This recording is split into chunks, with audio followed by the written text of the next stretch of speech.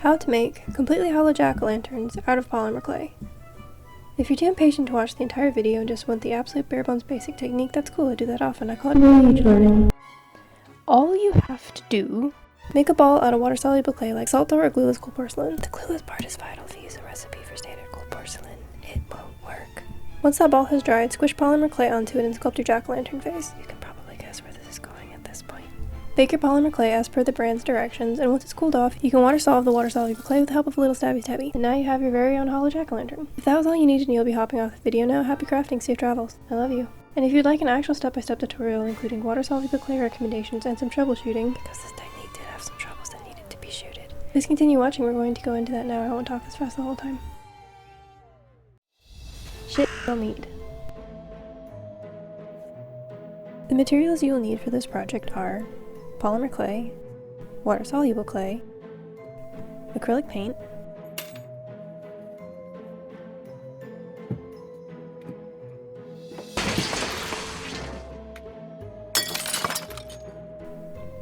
Mod Podge or sealant, and a optional shiny glaze. The tools are something to bake the polymer clay on. Bear in mind, most polymer clays are toxic before they're baked, so you really don't want to use any item for food or cooking after it's been used with unbaked polymer clay. So you'll need a designated surface for baking polymer clay on. A cup for paint water, paint brushes, some larger frayed ones, and some smaller detailed brushes. Something to stir your paint. We'll also need a spoon tool, metal pokey tool, silicone tip tools, ball tools. Some alternatives to those would be your fingers, either the handle of a paintbrush, a pen, or a smooth rounded pencil. The normal segmented pencils won't work, you need the smooth one. Toothpicks, and the last tool we'll need is a bristly brush for texturing the polymer clay. You won't be able to use this for painting again because it'll be all caked in polymer clay afterwards. Or alternately, a dollar store toothbrush that has not and will not touch a mouth. Going forward, I'll give household alternatives to any of the sculpting tools I'm using. But again, bear in mind that most polymer clay is toxic before it's baked, so you'll want to thoroughly clean any tools that you plan on using for non-polymer clay projects, in addition to washing your hands really well after handling it.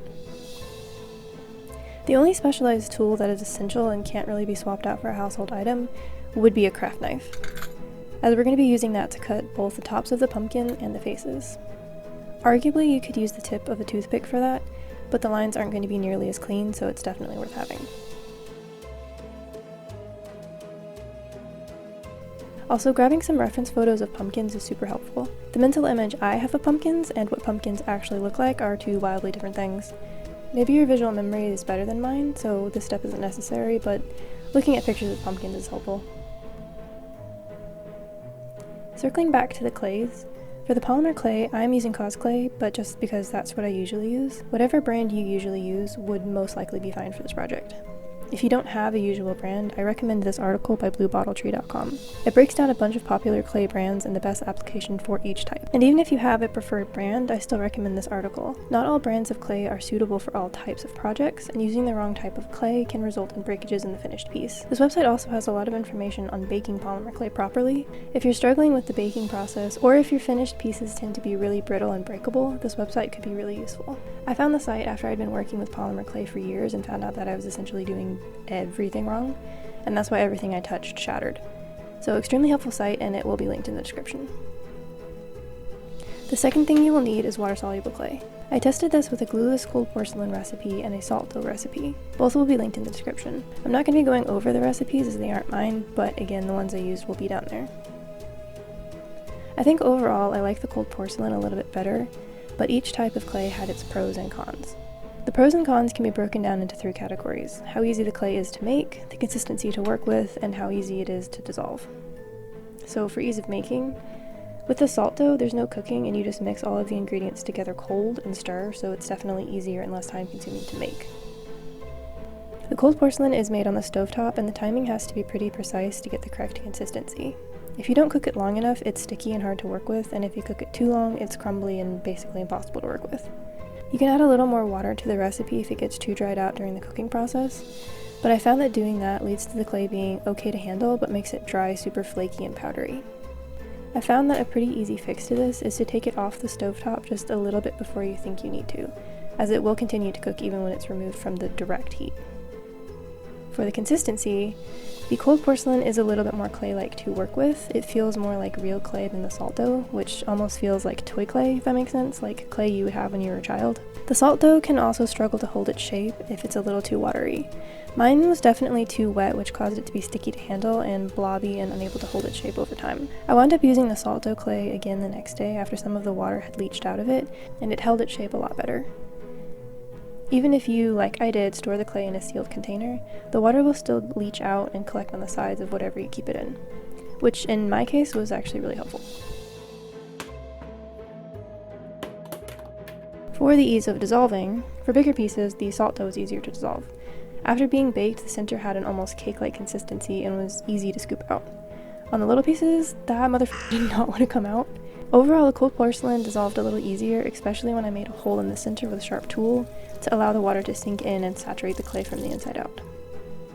Whichever clay you go with, I would recommend making a half or fourth of the recipe, unless you have another project lined up that you want to use the clay for, or you plan on making a small army of jack-o'-lanterns. Each recipe makes a fun time. For the salt dough, I fourthed it, and for the cold porcelain, I halved it. Step 1, balls. Once you have your clay, you'll want to roll it into a ball or oblong shape. Keep in mind that this is the core of the jack-o'-lantern, so it needs to be smaller than what you want your finished piece to be. I have found that the best way to get rid of cracks is to flatten or squish them out. Don't worry about the shape just yet, just crush out all the little separations and then form it into whatever shape you're after. The cracks aren't going to show in your final piece, as this part's going to be dissolved at the end, but they will essentially eat your clay, as more clay will have to sink into the cracks in order to keep the surface smooth. Now is a good time to check your pumpkin reference photo to make sure you're headed in the right direction. We can correct the shape a little bit afterwards, but not that much. Pumpkins typically have a little dent at the top where the stem rests, so we can go ahead and add that now. For large pumpkins, use either a ball tool or just the tip of your finger, and for small pumpkins, either a silicone tip tool or a dull pencil. After you're happy with the shape, you can set it on either wax paper or parchment paper to dry. It does get really sticky, so I would recommend using something to stick it on. This core piece will need to be completely dry before we start sculpting, because we're going to be pressing polymer clay onto it with enough pressure to crush it if the inner part isn't strong enough. Also, if all of the water hasn't evaporated out of the core when we bake it, the release of steam can distort and crack the jack-o'-lantern. Why does my finger look like that? I recommend letting them sit out overnight just to be safe. I did try baking it at a low temperature just to see if that would shorten the wait time at all, but all it did was just crack and distort as the steam from the middle kind of burst out. That's the one I went with though. This one was more December jack-o'-lantern. Step 2. Poking the thing until it looks like a different thing. Sculpting. So this is the fun part. The first step is to cover our cores with polymer clay. We're going to warm up our polymer clay by squishing it until it's soft, basically. Keep in mind that the more you warm it up, the softer that it'll get. This is going to be down to more of your personal preference, so work with it until it feels like a good level for you. If it gets softer than you want, leave it to cool back down for a few minutes. As you can see, I'm using cause clay and it starts out super crumbly. That's completely normal for cause clay and it goes away after a few minutes of being worked. Once your polymer clay is warmed up, squish it into sheets and stick it to your core. I tried using liquid polymer clay to help the clay stick to the core, and it was more hindering than helpful. It made it too slick, and the clay just wanted to slide off and then got gummy. 0 out of 10 do not recommend. The cold porcelain can be a little powdery on the surface, making the polymer clay not want to stick to it. That's why I wound up trying the liquid polymer. But what I would recommend instead is to coat the clay ball with a layer of Mod Podge or other sealant and then wait for that to dry completely. That'll get rid of any powderiness and also help the polymer stick. To keep your finished jack-o'-lantern strong and opaque, you'll want to keep your polymer clay level 1/4 of an inch thick or more, so be careful not to spread it too thin. You can push and pull the polymer clay to close up the seam lines. You can blend them out with a spoon tool or the tip of your finger. You can smooth out any lumps on the surface of your pumpkin with your fingers and by rolling the handle of your spoon tool or a paintbrush. To help get the area smoother, you can dip your fingers in a little cornstarch and move in little circular motions to kind of buff out any little lumps. I wound up spending a huge amount of time smoothing out the surface, but after adding the pumpkin's ridges and all the texture, it wound up not mattering hardly at all, so don't stress yourself over this part. Pumpkins have bumps anyways. Also, don't forget about the little dent we made at the top. Now's a good time to find that and make sure to enhance it a little. Now is also a good time to add any adjustments. For this burst core, there really wasn't a groove in the top, so I built one up. Also, it was kind of lopsided, so I built up one of the sides as well. After that, we're going to take the handle of our tool to create the pumpkin's ridges. We'll start with big ridges and then create some smaller lines for texture. You can use a thick paintbrush handle or a non-ridged pencil for this, or the handle of your spoon tool if you have one. I find a rocking motion with the tool yields a much better result than dragging it, as dragging it can create a sort of peeling effect on the surface of the clay. You can blend out the deep ridge on the pumpkin by rolling the handle out from the center of the ridge, as well as using your fingers to smooth everything out. You can use a thinner handle to make smaller ridges. Then to finish it off, I like to take either the tip of the toothpick or the tip of the metal tool and drag little tiny grooves in the same motion. The paint we're going to add later will sink into these really nicely and it adds some nice depth. You'll probably get a little bit of peeling, but you can just tap that down with your finger. And now we can carve our jack-o'-lantern faces. First thing is to sketch out your face. I wanted round eyes, so I used the end of a small marker to make perfect circles. For the mouth, you can use either a soft silicone tool, a ball tool, or a toothpick to draw out the lines. The key is to sketch it out with really light lines so that they buff out really easily if you decide to do something different or if you make a mistake. Go slowly, take your time. You can rotate either the pumpkin or your hand or a bit of both depending on what's the most comfortable for you. Make sure to look at your pumpkin from multiple angles and think about how you're going to use the jack-o'-lantern. If it's going to sit on a flat surface below eye level, you'll want to put the face higher up on the pumpkin so the face can still be seen from that angle. Once you're happy with the face, you can use the craft knife to cut out the shape. Take your time with this part and work in small sections. If you feel the clay lifting on the surface of the core at all, try lifting the knife out of the clay and sinking it back in instead of inserting the knife and just dragging it. The dragging can kind of cause separation and cause the face to just kind of slide off the core. The sawing motion can be a lot better for avoiding that. You can definitely try and do this part with a sharp toothpick, but I wouldn't really recommend it as it's a lot harder and the cuts are a lot less clean. You can stick a toothpick or the end of a knife into the piece and peel it out to remove it. If you see any lifting edges, you can go back through with a knife and make more cuts. After that, you can clean up any edges and use either your spoon tool or the edge of a knife to flatten out any parts of the cuts. Now would be a good time to add any details around the face that you would like.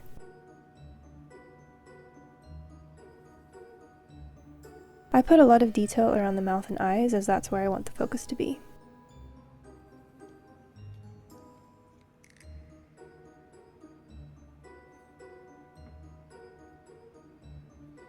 Now we're going to score the top just like we would if we were carving a real pumpkin. You'll want to go in at an angle, that way the top can sit on the pumpkin without falling through. To make the vine at the top of the pumpkin, start by rolling out a cylinder of polymer clay that gets thinner at one end. If you want it to be twirly, make it longer than you think it should be, as we'll be losing a lot of that length to the twirl.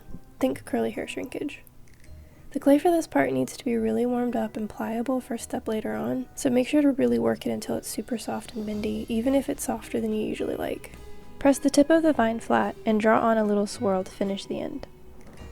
Add a little bit of texture with an old bristly paintbrush, or that non-mouth touching toothbrush we talked about earlier. Press grooves into the sides using your metal tool or toothpick. To attach the vine to the pumpkin, you can either use a small ball tool or blunt the end of a toothpick by cutting the tip off. Press down into the polymer, making a groove in the vine and pressing it into the pumpkin. Repeat about 4 times all around the vine. The bottom should have a bit of a ridge now, which you can further define with the side of your toothpick or spoon tool. And now to create the twisty effect, just hold at the top and twist. How much you twist will determine how twirly it is. It can be a loop, it can be relatively straight, whichever you like the look of best. Go slow with this to avoid tears in the polymer. You might also need to hold the base down with the tool as you twist. The warmer and more pliable the clay is, the easier it is to twist, which is why we worked with it so much earlier. You can definitely twist it before you stick it onto the pumpkin, but I find it's easier to form the base with the twirly part out of the way. If you want to make the pumpkin into a pendant, this is the point where you would make the hole for the hardware, with either the toothpick, a metal tool, or a piece of wire. All you have to do is just insert something into the top to make a hole, basically. Make sure to wiggle the tool around where it meets the core to make sure the hole is wide enough all the way through, even at the bottom. I also cut a hole in the bottom of my large pumpkins and added a sort of neck to it, as both of them are going to be light up dolls. So the neck is where I'm going to attach the pumpkin to the body, and the hole is where the light's going to be. Before we bake it, we can touch up any details that we might have smoothed away while handling it. At this point, it's all ready to bake. Just follow the instructions for your particular brand of clay. If you need any advice on baking, I highly recommend Blue Bottle Tree again. That's where I learned this trick. You can put your sculpture in a small dish of baking soda to stop it from getting a flat, shiny spot. They also suggest burying the clay to avoid discoloration from hot spots. I have found with specifically cause clay, burying it seems to kind of make it lose its bendiness. So if you want that trademark cause clay bendableness, don't bury it. Everything else is good to go though. Step 3. The uncore. Once your polymer clay is baked and completely cooled down, handling polymer clay while it's still warm will most likely cause breakages, as polymer clay tends to be really brittle at extreme temperatures. We can dissolve out the core of the jack-o'-lanterns. First step is to take the little tops off. This whole decoring process is reminiscent of cleaning out a real pumpkin, just on a tinier level. Depending on how deep your scores are when you cut the top, you'll either need to gently pry it off or essentially use the score marks as a guide to make entirely new cuts. I had kind of a mixed batch of both. Once you have the tops off, you can go ahead and put those to the side. If you're making multiple jack-o'-lanterns and will thusly have multiple tops, I highly advise using some sort of organization system to keep them all straight. I didn't do that because I hate myself and spent an inordinate amount of time playing matchup. Learn from my mistakes. Now we move on to the actual hollowing out of the pumpkins. First and foremost, these motherfuckers are extremely easy to drop down the sink, so either use a sink that has one of those little drainage things or put a bucket or a bowl or something down to cover the drain. We're going to be using a combination of stabbing and patience, two things that don't normally go together, to dislodge our core. To help things along, you can soak your jack-o'-lanterns in a small bowl of warm soapy water. Polymer clay is not waterproof and will get slightly waterlogged if left in water for too long. While I wouldn't suggest leaving these to soak overnight, I didn't have any trouble with letting them soak for a few minutes at a time. Every now and again, I would jab my metal pokey tool and wiggle it around to allow more water to seep into the middle. If you don't have a metal pokey tool, I would suggest using a safety pin or a paper clip. The toothpick will quickly get waterlogged and essentially disintegrate. Once the innards start to loosen, you can pop it under the flow of water and start the stabbing in earnest. You want to make sure that all of the water-soluble clay has been thoroughly scraped off the sides. If you have any really hard bristle brushes or metal brushes like the one that I'm using, that's ideal, but this is actually where the soggy toothpick can be helpful. It sort of fans out and creates a sort of bristle brush effect. After everything is scraped out, you can give it a quick wash with some soap to make sure everything is double clean.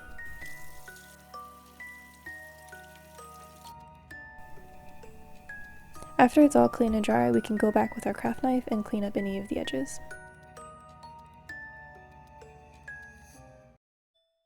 Step 4. The painting. First step is to shake your paint.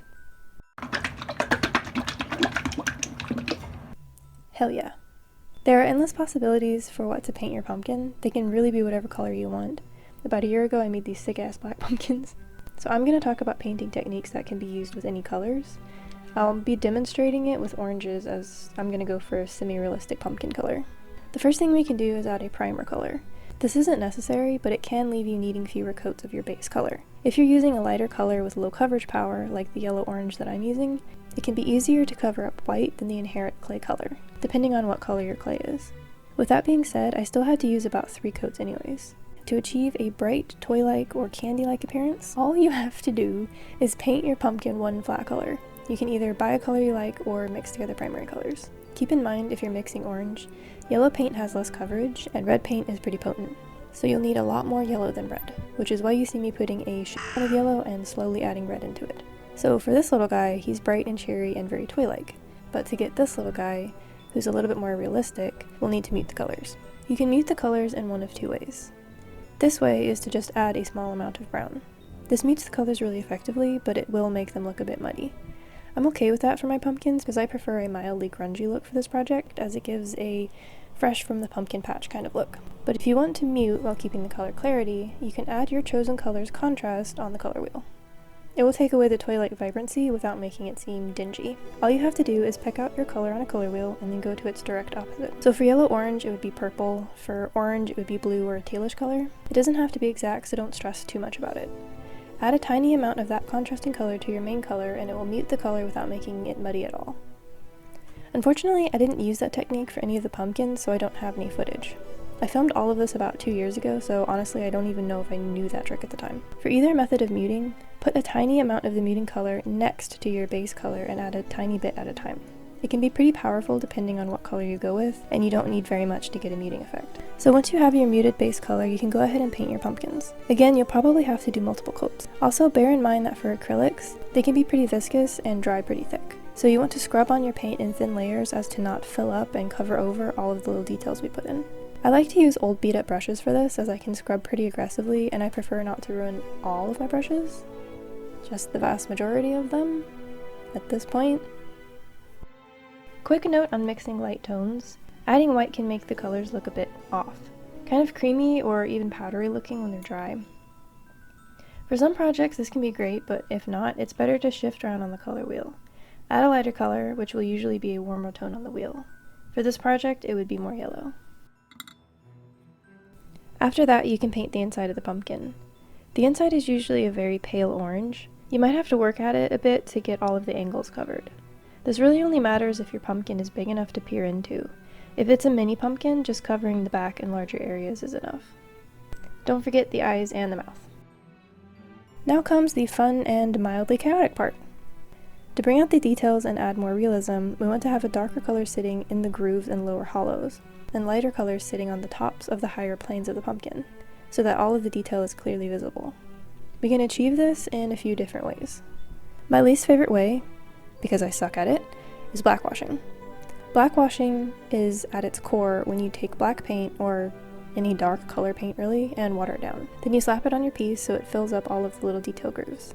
You leave it on long enough to have time to cling to the surface a bit and then dab it off with a paper towel. The more water, the less dark the color and the less contrasted the details. The more paint, the darker the color and the more contrast you'll get. You can also do this in multiple layers and slowly build up the effect. I find this way to be a little hard to work with, as the water to paint ratio can be super hard to nail down and takes a lot of experimentation. It's also easy to get wrong. This is actually the second attempt I made on this little guy. The first time went so badly, I just started over. By the way, if you don't like how your paint is coming out, you can use rubbing alcohol to get rid of fresh acrylic paint.